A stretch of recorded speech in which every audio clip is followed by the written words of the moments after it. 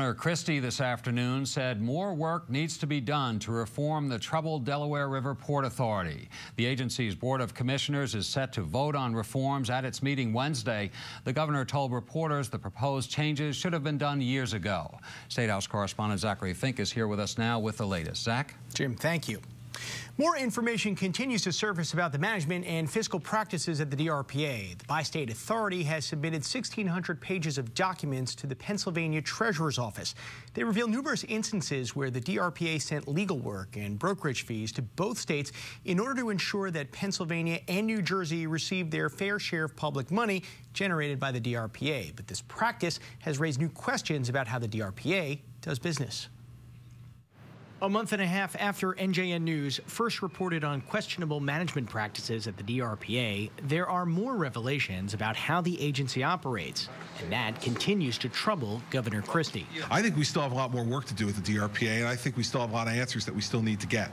Issues have been raised publicly that should have been raised publicly before, and because of the way the DRPA has conducted itself over a period of time, weren't necessarily exposed to the light of day. They have been exposed to the light of day now, and we're going to hold people accountable for that. And I've spoken to Governor Rendell.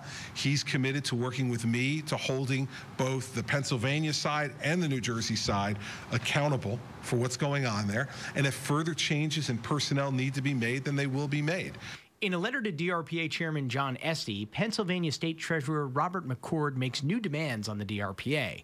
They include the suspension of all economic development grants, the suspension of new contracts or legal service bills, conduct a defined performance and forensic audit, and conduct a legal inquiry into insurance contract true-up provision. The true-up, which was touched on in McCord's letter, refers to the practice of paying insurance brokers to find policies. Under a verbal agreement reached between former Governor Jim McGreevey and the previous DRPA CEO, two firms share those brokerage fees. All commissions are split 50-50 between the Graham Company in Pennsylvania and another company that was created in New Jersey to ensure that the Garden State gets half the commissions. In his letter, McCord questions the legality of this arrangement. Legal work is handled in much the same way. Sources say pro forma contracts often go to outside counsel in both New Jersey and Pennsylvania, despite a team of in-house lawyers at the DRPA. Critics say it's a way for insiders on both sides of the river to feed at the public trough. I think the best part of what's come out of these stories, honestly, is we got Pennsylvania to move. We've been trying to do reform at that authority since 2003 and could never get it past Pennsylvania. In addition, it's been revealed that Pennsauken will receive a grant worth roughly $700,000 in DRPA money to build a football stadium. That comes despite assurances from CEO John Mathieson and others at the DRPA that no more authority money would be spent on so-called economic development projects. My understanding, Zach, was that after there was a decision, after Governor Rendell finally reconvened the Port Authority, there was a decision that there was a pot of money that was going to go for economic development projects, and once that pot was expended, that was going to be it. It was split between the two sides of the river. On Wednesday, the DRPA board will vote on 18 reform measures.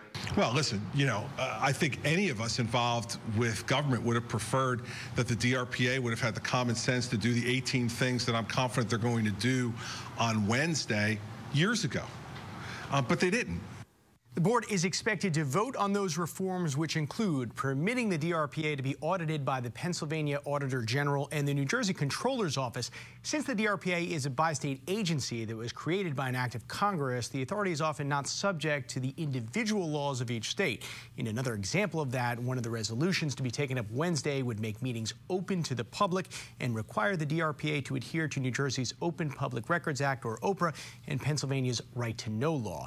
And Jim, there are many other reforms which would impose ethical standards on employees and outside vendors. We will have a full report on Wednesday after that meeting takes place. All right, look forward to that report. Thank you, Zach.